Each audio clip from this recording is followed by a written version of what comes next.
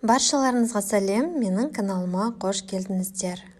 Бүгін сіздермен өте дәмді болып шығатын карамельный пирог жасайтын боламыз. Ал жасауды бастайық. Ең алдымен бізге бір жұмыртқа қажет. Оның үстіне сары майды қосамыз. Және де оның үстіне қант қосамыз. Барлығын венчиктің көмегімен біркелкі етіп араластырып шығамыз. Бөлме температурасындағы сары майды пайдаланамыз, және де қосатын кезде майда бөліктерге бөліп аламыз. Сары майды майда бөліктерге бөліп алған кезде өте ыңғайлы болады, себебі араластырған кезде тез ериді.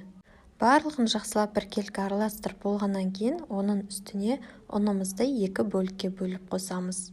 Бір бөлігін қосып болғаннан кейін оның үстіне бір чай қасық қопсатқыш, яғни разрыхлитель қосамыз. Барлығын венчиктің көмегімен біркелкі етіп араластырамыз.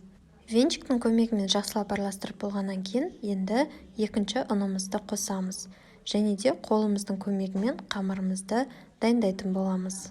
Қамыр бір-біріне жабыспай жатыр деп қорықпаңыздар. Қосымша үстіне ешнәрсе қоспаймыз. Қолымыздың көмегімен қамырды осылай илейміз. Май еріп бір-біріне жабысады.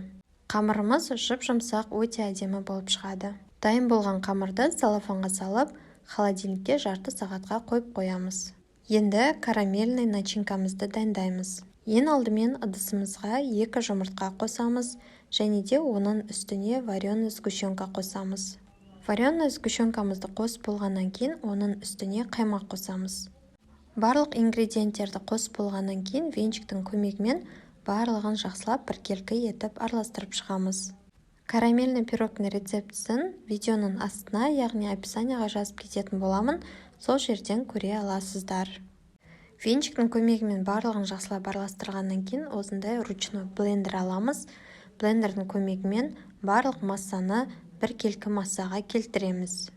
Егер сіздерде ручной блендер болмаса, венчиктің көмегімен, немесе миксер болса, миксердің көмегімен араластыра берсеңіздер болады. Барлығы бір-бірімен жақсылап араластырып, біркелкі масса шығу қажет. Міне біздің массамыз дайын болды. Осындай қаймақ секілді қою масса шықты.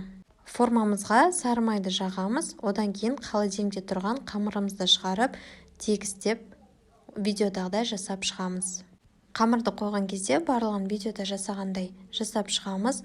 Ортасын вилканың көмегімен тесіп шығамыз, және де шет-шеттерін вилканың көмегімен тегістейміз. Барлығын видеодағыдай жасап шығамыз. Қамырымызды қойып болғаннан кейін жаңағы дайындаған салмамызды салып шығамыз. Салмамызды салып болғаннан кейін видеода көрсетілгендей етіп, салмасын осылай сілкейміз. Сол кезде біркелкі болып салынады. Қызып тұрған 170 градуста 35-40 минут ішінде пирогымызды пісіріп аламыз. Осы рецепт бойынша жасап көріңіздер, барлықтарыңызға ұнайды деген ойдамын. Ас болсын!